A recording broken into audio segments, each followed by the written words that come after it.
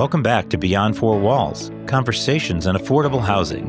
I'm David Dworkin, President and CEO of the National Housing Conference, the nation's oldest and broadest affordable housing coalition. I'm joined today by Janneke Ratcliffe, who is Vice President for the Housing and Communities Division at the Urban Institute, a nonprofit research organization that has been providing data and evidence to help advance upward mobility and equity for more than 50 years. Over a distinguished career spanning industry, the nonprofit sector, academic research, and the federal government, Janneke has dedicated her work to expanding access to financial systems that foster economic security and prosperity. Before joining the Urban Institute, she served as Assistant Director at the Consumer Financial Protection Bureau, where she led the Office of Financial Education. Previously, she was the Executive Director of the University of North Carolina Center for Community Capital, leading transformative research on how mortgage markets and financial services can better promote financial security and economic opportunity. She began her career in strategic planning at GE Capital Mortgage. I'm also especially grateful that Janneke shares her expertise with NHC as a member of our National Advisory Council, bringing valuable perspective to our efforts to expand access to affordable housing. So welcome, Janneke. I'm thrilled to be with you today. Thanks for joining us. I am thrilled to be here, David. Thank you for having me. This is a podcast I'm a huge fan of, and I can't believe the day has come that I'm actually on it. Well, it's my pleasure and honor, and I just love working with you. It's a lot of fun. If you're not having fun doing your job, then you need another job. And if you're not having fun with the people you're working with, well, then you need to spend more time with the people you like. Your knowledge and expertise is so valuable to us, and I know to Urban Institute, but it's also your judgment and the way you consolidate the information that you've acquired over the years and bring it to bear on the questions you're trying to answer. And I think that's incredibly valuable. That's really the whole point of why we do research and collect all this data is, what does it mean? That is high praise coming from you, David. You do the same thing, I think. You guys also put out a lot of important research and data and facts. I want to start by saying that a lot of the data and evidence that I talk about is not my work, but the work of other scholars at the Urban Institute, other scholars at other places. And I also believe that the synthesizing of that data and turning it into meaning is a process that is thanks to partners like you and many others in the field that we're networked with that help us see what questions need answering and then how to take those answers and turn them into better policies, better practices. Thank you. And, I think we have a very narrow lane in the research space. What is most valuable for us is the research we're able to draw from and learn from and work with. And I often think of myself as one of your most loyal customers and consumers. So it's incredibly helpful, the work you do. And even going back to when I was at Treasury, the mortgage finance chart book, that was my Bible. You guys have been putting that out for a long time, and the incredible expertise of the folks on your team and your colleagues, people like Elena McCargo and Lori Goodman and Jung Choi. It's just such a pleasure to work with these incredibly smart people and, World Series class manager of an amazing team. It is an amazing team. They have been at it for over 11 years now. The center was founded by Lori about 11 years ago. Michael Neal, Jung Choi are leading a lot of the research there. I also have the privilege of leading several other practice areas within Urban now. Mm-hmm. Tell me about that. Well, we have a group that's studying homelessness, a group working on transportation and land use. There's folks working on the impact of climate changes on communities, and a community economic development division or practice area, as well as the Housing Finance Policy Center. And then one practice area that spends a lot of time just working with networks of communities to help drive the research findings to help them manage their policies better, but also to learn directly from communities to take back principles for the rest of us to learn about. So there's a lot there. There's a couple of issues I want to talk about. We can start with homelessness, but first, I want to ask my favorite question, which is to tell me something about yourself that is interesting and important in your life that has nothing to do with your work? Well, I have to say, being a grandmother is a whole new chapter in my life. I had not expected how marvelous that was going to be. I have a 2.5-year-old granddaughter right now, and so it's been a tremendous joy and really helps me think about the future in a whole kind of new way. I love that. And, about 2 years ago, we were having lunch and you were telling me about this. And about 12 weeks ago, we had our first grandchild, and I totally get it. I feel your joy. Yeah, thank you. Thanks for sharing that. It's a pleasure to share it with you. So let's talk about the homeless crisis, because one of the things I often say is we're pretty good at helping people get out of homelessness in this country. The problem is we have this pipeline that keeps feeding faster than we're helping people. And this is really ties into a lot of the other crises we have in terms of housing supply. But tell me about the work you're doing in homelessness and what you're learning, and what's your sense of what do we need to be doing that we're not?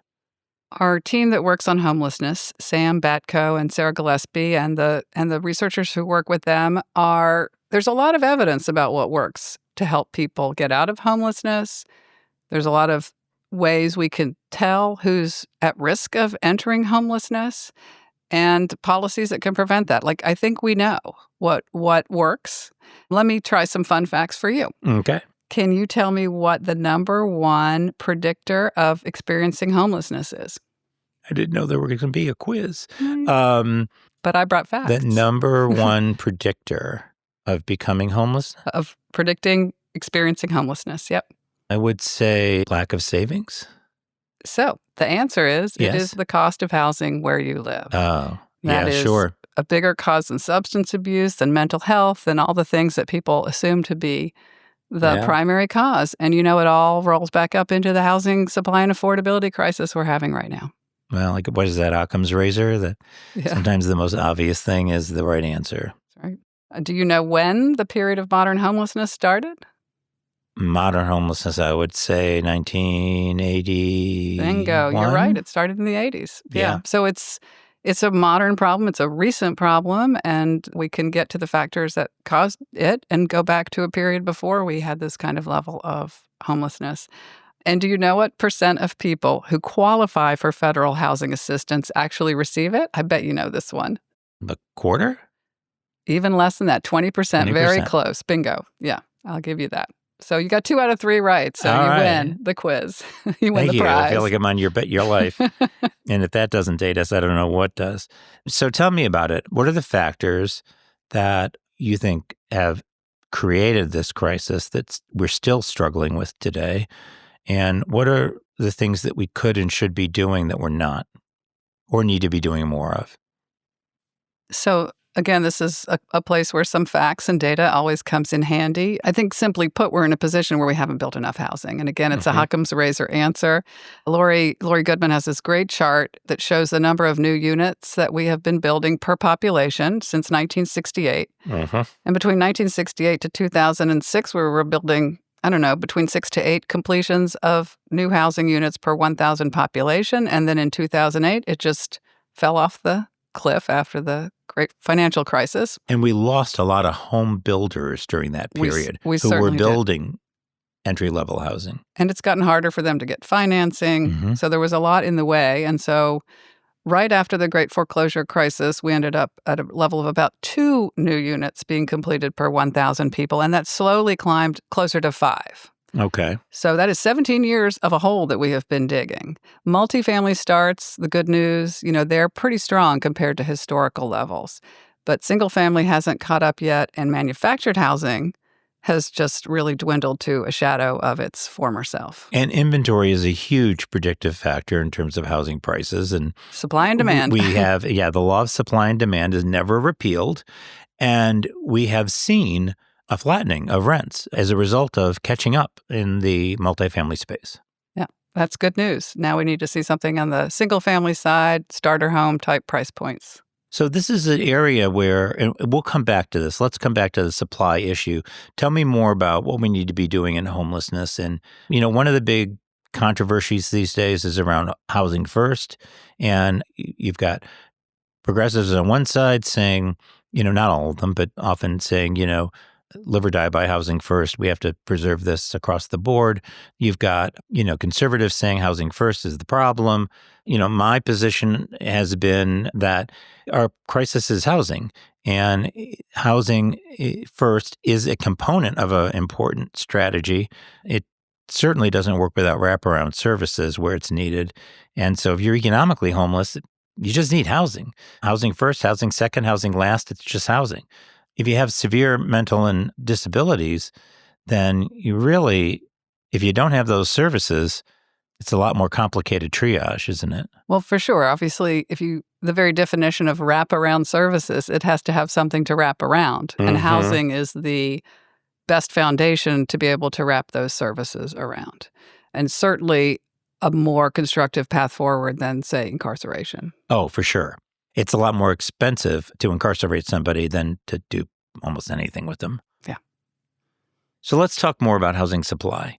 This has come up a lot recently. There has been a lot of stuff being said about home builders and the inventory and the lots that are out there. And, you can look at some of these numbers and say, gee, why are all these lots vacant? Why aren't they building more? At the same time, most of those lots, the vast majority of them are just empty land that they have options on, and there's no infrastructure there. We also know that when you're building affordable housing, margins are very tight. So it's just not that simple. But we also have rising inventory in the home building space. And it's a kind of a strange dynamic, isn't it? Where you've got this higher inventory, but people can't afford these homes because you also have a huge demand. It's just that they can't buy what's in the inventory. And so there's a disconnect there that we're struggling with. And I think that feeds a lot of the problem here, particularly in the affordable homeownership space. For sure. The cost of producing a new unit of housing, when you consider, land costs have gone up a tremendous amount. That's probably one of the biggest contributors to the increased cost. And some of this is definitely due to local land use rules and regulations, which we can talk about. The cost of materials has gone up. The cost of labor has gone up as we have fewer skilled workers for every job opening in the trades, in the building trades. So all these things are contributing to increasing the cost of creating a unit of housing, and that means that for a builder or developer to make a profit, they have to build a more expensive unit. It's just not going to pencil to build starter homes, as it were. Yeah, it's not exactly rocket science. Right. You've got the land, you've got the stuff you use to build the house, and you've got the people who put it together. Yeah. And if you're going to have fewer people who put it together, and you're going to have more expensive stuff on more expensive land, you got a problem. Yeah, so I think you've got a multi-layered problem. I think that there are things that the federal government can do, that state governments can do, and of course, the all-important role of local governments in this. So that gets us to zoning and local regulations. Tell me a little bit about that because it's a driver. All right. I'll Go start. ahead. Okay, so zoning, first, before we talk too much more about zoning, I think it's good to define what we're really talking about here. Because zoning, to a lot of people, it means get rid of single-family zoning, which is clearly a big part of the problem. But there are a lot more elements of land use planning, permitting times, building codes, parking requirements, setback requirements, et cetera, that all play into land use. And different communities could try lots of different things that could unstick some of their housing supply. That's helpful, yeah. And so how do those things come together and where are the pain points? Well, it's a great question. I mean, one of the big pain points is based on the fact that we have given a lot of power in the local land use decision-making to local residents, especially homeowners. And so they're going to be overrepresenting one particular point of view. It's going to be overrepresented in the democratic process of looking at local land use rules and rule changes. And they will not be representing the interests of the people who would like to live there or who are renters or don't have the bandwidth and the time to show up at the council hearings and things like that. So there's sort of an imbalance of power as to who is showing up and contributing to those decisions, and they vote. And there's a big absent factor in these rooms where they're making these decisions, which is employers who are increasingly struggling to find places for their employees to live. And I think that's the person, the employer, who really needs to be in the room when they make these decisions. Well, we've seen employers getting more and more involved. Chambers of commerce often involved at the local level. Big employers, when they move into markets, really investing and seeing if they can make a difference in the housing stock there. So there's new housing, but there's also existing housing, and that's stuck. Tell me a little bit about that. How do we get more of that, what used to be move-up housing, unstuck? Well, I think there's at least two factors that contribute to the stuckness. And one is that people have very low mortgage interest rates right now. And that's a little bit of a tiny violin. It's like they really had the opportunity to get really low cost, long-term money. And if they pay off that home, they're going to have to get a mortgage at today's interest rates, which by the standards that you and I have lived through, rates still seem pretty reasonable right now. But to where they were a few years ago, obviously it makes a really big difference. The other stuck factor is just the fact that we have a aging housing stock, and we haven't been building a lot of new stock, and a significant share of today's housing was built before 1980. There's a lot of repair, renovation needed in these new houses, and so they're there, but for a first-time home buyer, a new home buyer, they don't necessarily have the resources to be able to buy and renovate the home and bring it up to the condition that it really needs to be. So I think there's a whole bunch of housing that's stuck that needs this kind of TLC. And that's one of the reasons why we've been so supportive of the Neighborhood Homes Investment Act. Absolutely. Tax credit that helps close that appraisal gap, because the cost of rehabbing those homes or building new ones in those lots is more than they'll appraise in a lot of these communities. Tell me about other factors that you see that are kind of driving the housing crisis we have.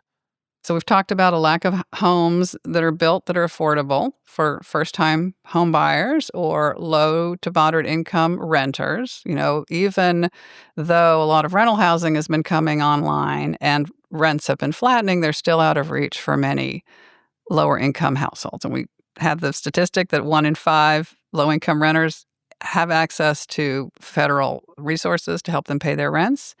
So there's still a big gap there. I think we talked about local land use policies. Financing is a piece of the cost puzzle I don't think we talked about too much, but that means the cost of capital that developers and home builders are facing has become cost prohibitive as well, has contributed to the high cost of creating new housing. And on the homeowner side, being able to access financing to become a first-time home buyer is also pretty restricted. Another thing that I also hear about a lot of is insurance. And I know Urban Institute has been involved in the insurance issue. Tell me a little bit about some of the research you all have been doing there. So I think we all know that home insurance premiums are going up. I want to cite Sharon Cornelison's work at the Consumer Federation of America. She's done really good work looking at increases in insurance costs nationally and at the state level. Not surprising that Florida and Louisiana have the highest premiums. But also, did you know Oklahoma and Kentucky and Nebraska have exceptionally high insurance costs?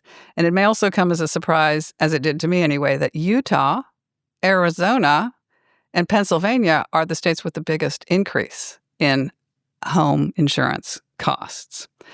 So, that's a really good place to start. We have some new data that we're working with. I don't have any results yet, but we're really trying to go deeper than that to understand not just the state premiums you're paying, but compared to the hazard risks you're facing, compared to the neighborhood and the property and the homeowner characteristics, and how all these factors interplay with each other to determine who's paying what for insurance.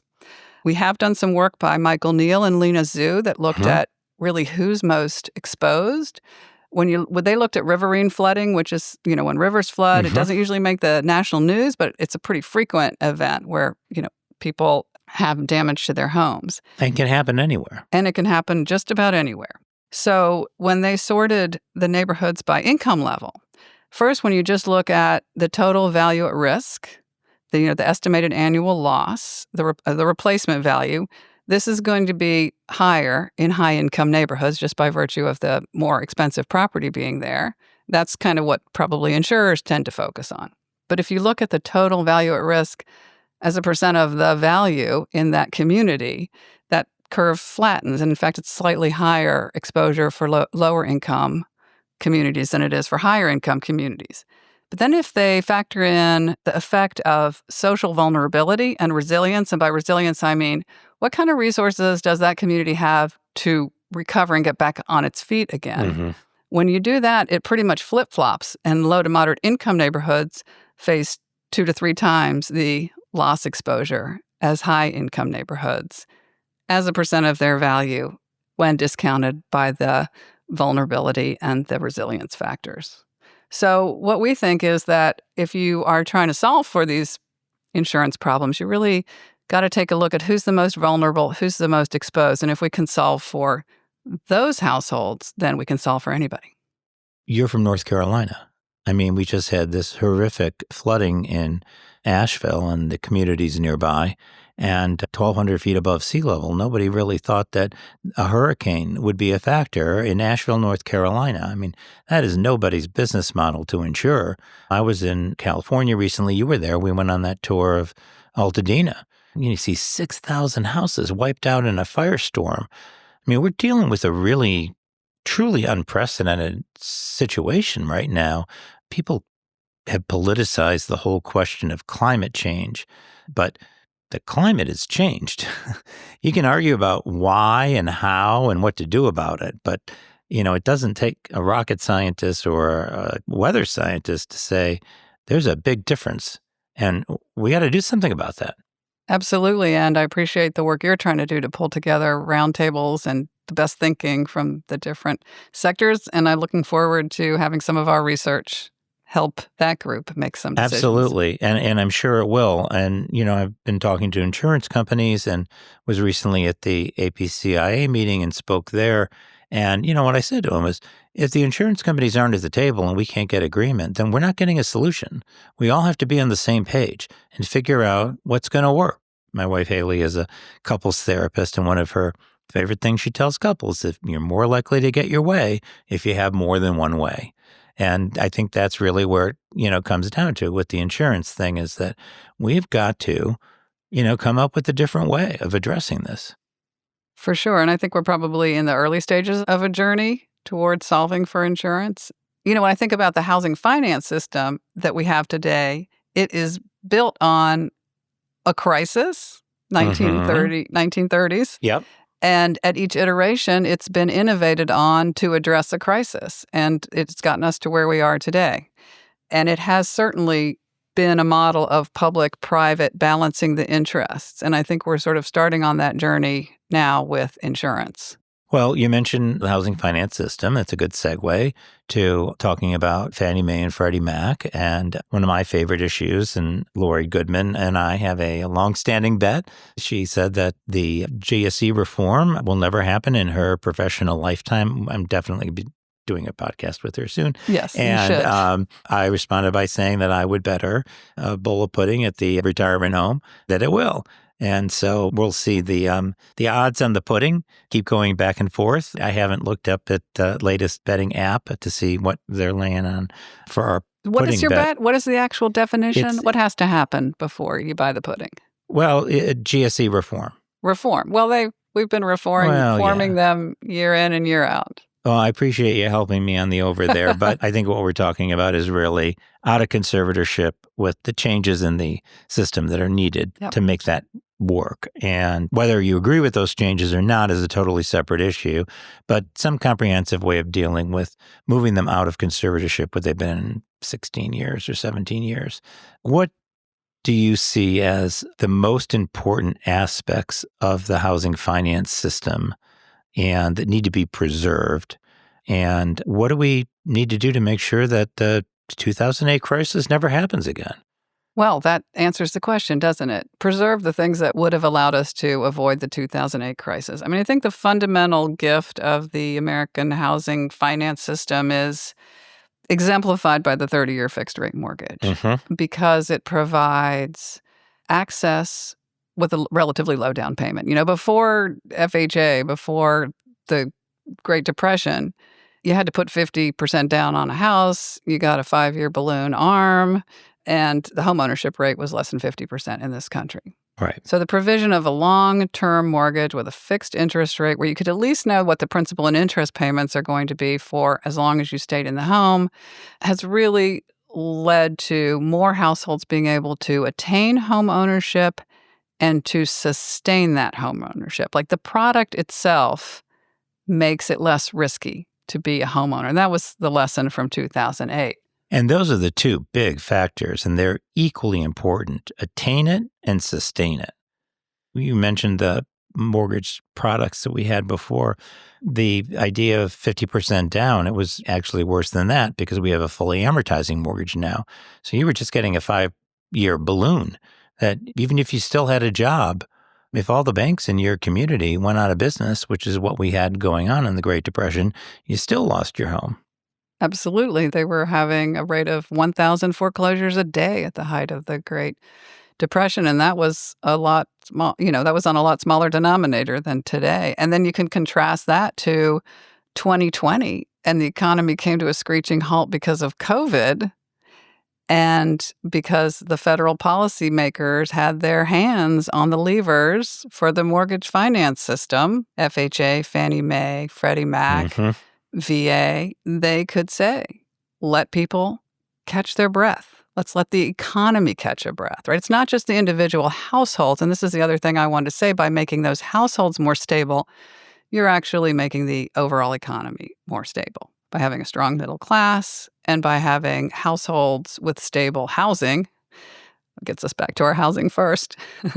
That's so important to the American economy and the opportunity structure that we have in this country and the wealth building and financial security of households. So when you think about what could have happened if we hadn't been able to just put a pause on foreclosures when COVID hit, like it's unfathomable to think about the number of people who would have lost their homes, gone into foreclosures, the crash in real estate values we would have had. Yeah, it made a huge difference. And we learned a lot during the pandemic. And some of the things we learned, we've actually been able to incorporate in how we do business going forward. And we learned those things from some interventions after natural disasters. And we learned things from the Great Foreclosure Crisis. And we learned, we've learned crisis by crisis, we've learned how to do it better. So one of the areas that we've had the pleasure of working together on is in Black homeownership. We're both involved with the Black Homeownership Collaborative. The Urban Institute has provided essential research, and you and Jung Choi have helped us identify, both our goals and our benchmarks and how we're doing with that. There's been this really disappointing and terrifying backlash against anything that involves helping anybody who apparently isn't, white, not to put too fine a point on it. And the reality is that, we're not helping people get something they don't deserve or haven't earned. It's just there's so much rhetoric there. We're really just helping people get the same thing the rest of us got, and they weren't allowed to get. And we're talking about building markets. If you want to have a growing economy, you're going to have growing markets. And when you have the white homeownership rate at, 75% or higher, guess what? That's not the growth market. It's not the growth market also because homeownership among white households is also buoyed by the fact that homeownership rates tend to be higher as households age. It's just natural that your homeownership rate goes up as you age. And we have a lot of older white households in this country, and they are not going to be the future homeowners, And our population is changing, and you're seeing more households of color, traditionally coming from a greater share of their parents were not homeowners. And if your parents are homeowners, you're much more likely to become a homeowner yourself. So you're talking about the future homeowners of this country being more likely to not have the benefit of parental homeownership, to be the first generation homeowners in their families. And if we want to see homeownership remain vibrant in this country, it's important to pay attention to the emerging markets. So tell me a little bit about that. What's your sense of where we need to be focusing? What does the data tell us in terms of the Black homeownership rate? We saw it just crater after the 2008 crisis, and it's crept back up. But now the last year or two, it's kind of, been under pressure again. What do we need to do to move this number? And what are you learning from the work you all are doing?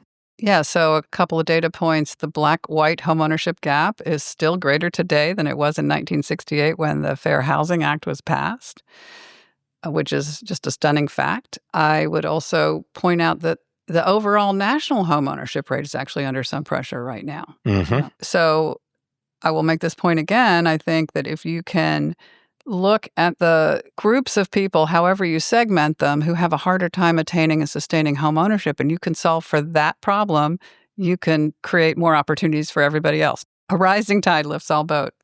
So I think you've got it right with your 7 pillars. Mm-hmm. You talk about information and outreach and marketing as a starting point. This is especially important for households who haven't had the benefit of parental home ownership to show the way to help them. Homeownership counseling for preparedness is certainly essential.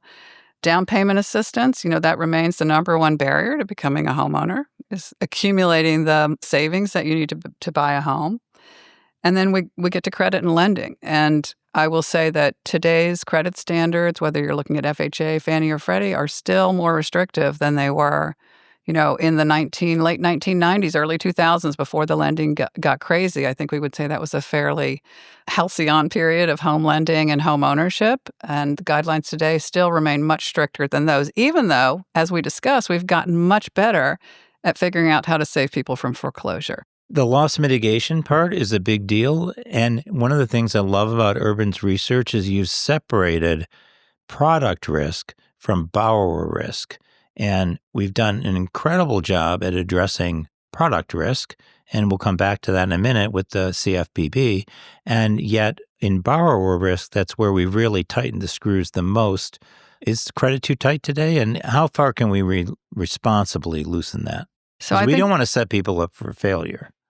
No, of course not. But you don't want to live in a world where nobody ever defaults and you take no risk. And we're pricing for some risk. We're pricing for some life happens and people will lose their homes. But you're right, we've made the product safer, not just the structure of the product, but as we've discussed, what happens when you're delinquent and your set of options to be sure you can retain your home if there's any way possible to keep the homeowner making their payments and getting back on their feet.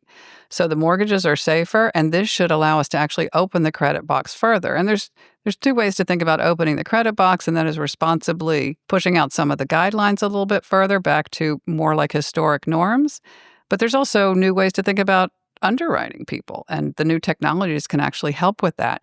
Some examples we've seen emerging is factoring rent payment into your credit score. Most people don't know that when they make their rent payments, that doesn't count towards building their credit. Which is so bizarre because it is the most common denominator, the closest relationship to how you're likely to pay your mortgage is how you're paying your rent.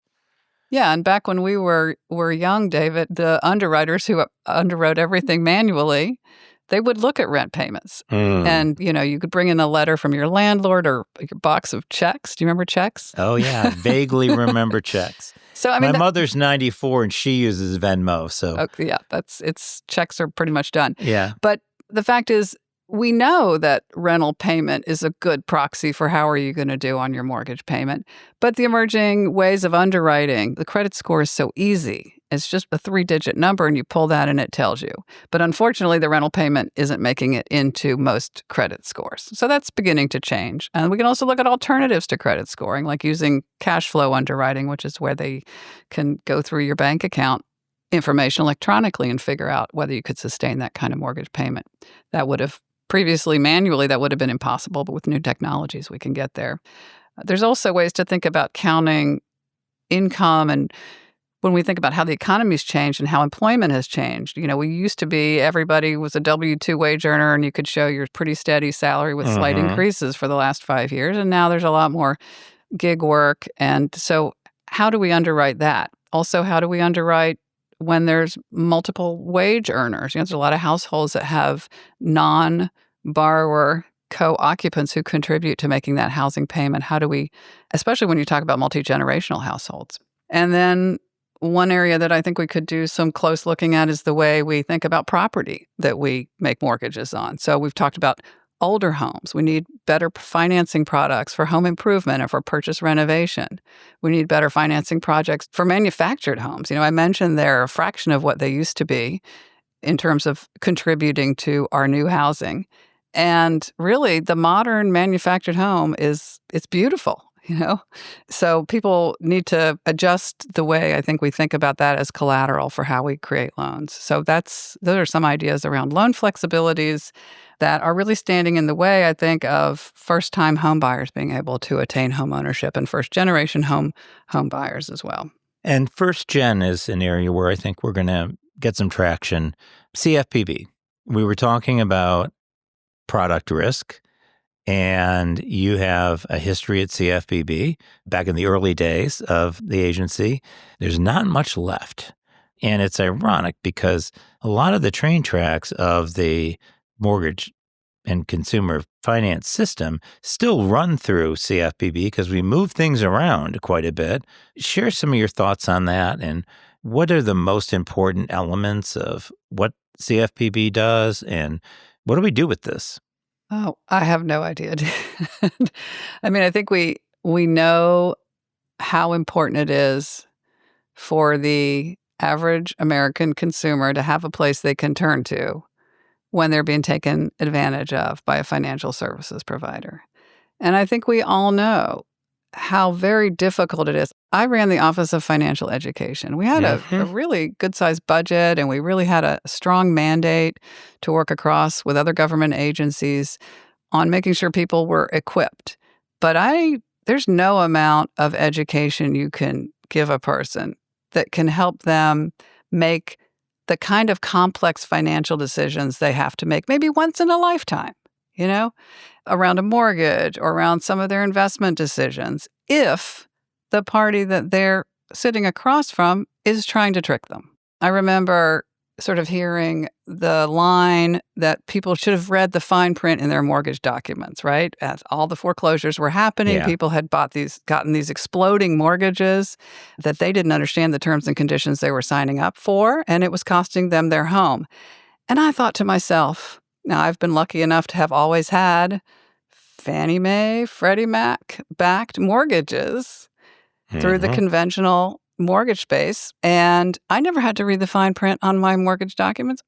I'll be honest, I never have, and I never did. I never will, because I know that there is a certain standard of consumer protection, of safety and soundness, not just for the government agency, but for the home buyer, because those two things go hand in hand. One of my favorite stories is about the mortgage process and its complexity is that, Frank Raines told me once that he had I think it was his nephew who was going in for their first mortgage closing, and they asked Frank, who's also an attorney and was the CEO of Fannie Mae, he might have been vice chair at the time, and he went to the closing with them. And of course, a good Harvard-trained lawyer, he's going over every document, he's reading every page, it's taking hours. Finally, he says, who in God's name makes you sign all of this paperwork? And he looked at the bottom of the page and it said Fannie Mae. And he says, oh, I guess I do. And, just the idea that there's so much there that even somebody who, is steeped in the vast complexities of mortgage finance would find that cumbersome to have a registered nurse or a teacher or a carpenter sitting there and say, oh, yeah, this 80 pages of legalese, why didn't you read page 37, section 2, paragraph 4? That would be like asking a home builder to be able to do that would be like giving me a blueprint and telling me to build a house. Yeah, pretty much. So the pendulum, the harder you push it, the faster it swings. It's really a struggle for all of us. And, our role here has been to try to slow that down and find some space in the center where we try to make a difference. Well, I know you love a good history story. I do, So, as you know. I look back at history and I take a little bit of hope from that. We've talked about the fact that the modern mortgage system is kind of based on learning from crises, starting with the Great Depression. The federal government stepped up and created a whole new financial system and is the envy of the world these days. And there have been several other instances where federal level leadership has made a difference. And I'm thinking back to the most relevant, which was in 1946, post-World War II, and President Truman declared a national housing emergency. And They deregulated lumber imports, reallocated production to residential construction. They even did things like limiting the construction of luxury housing to be able to build starter homes. It's an amazing set of interventions. They had apprenticeships and skill building programs for the trades. And the GI Bill of Rights, of course, and the VA came online, and these were very, very important. But did you know that from 1946 to 1948, the result was 3.6 million housing starts in just 2 years? In 1 year alone, in 1950, there were 1.69 million homes built, which was the record. With half the population. From 1945 to 1956, about a decade, we grew the housing stock by over 11 million new units. And the homeownership rate went from 53% to 60%. So this story about we can do it, it's not just that the federal government has to do it, but we can't just leave it to the locals either, or the states. It's going to take this concerted effort. But with federal leadership, with a can-do attitude, there's other historical examples of that. Obviously, we talked about the foreclosure crisis and how we managed to save a lot of people from losing their homes through new policies and programs, which have then become mainstream. We talked about how the COVID crisis, we responded by being able to hold the housing system together by the forbearance and the eviction prevention programs. So I think we learn as we go, but I also think it's possible to solve the problem we're in today because we've been in worse spots than this. Well, I try to remind people of that, including myself. And here we are. And, it's an honor to be able to try to be a part and have an opportunity and a voice to be a part of the solution to these crises that, we're dealing with today. And it sure beats sitting around and just complaining about it. Yeah, so the NHC was founded 1931. Yeah. And our first slogan was housing is jobs and jobs is housing. And I think it's still true today. Still true. And the Urban Institute was founded during the Johnson administration. Yeah, because they were launching the war on poverty, and they wanted an independent agency to study and figure out what works, what's needed, what works, what doesn't work. Let's look at these federal programs. Mm-hmm. Let's see how we can make a real difference. And so it's great to have these two organizations talking to each other today. Did you get a federal grant to start the Urban Institute? I don't know. I don't know where the initial funding came from. The pen that signed the 68 Housing and Community Development Act, and it's hanging over my desk. So the Urban Institute was created to provide the kind of facts and data and information and analysis that help policymakers do the next right thing. And it's certainly been an honor for me and a pleasure for me to work with you and your colleagues, and plan on continuing to do that for the foreseeable future. Maybe our grandchildren will be sitting here one day. I can only hope. Maybe we'll get the problem solved before then. Thank you, David. Thank you. Thanks for joining me. Thank you for listening to this edition of Beyond Four Walls. You can visit the National Housing Conference at nhc.org.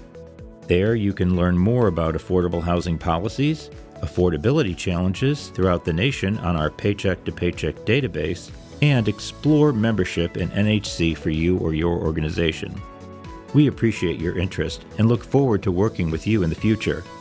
Until next time, I'm David Dworkin, NHC's President and CEO, wishing you a great day.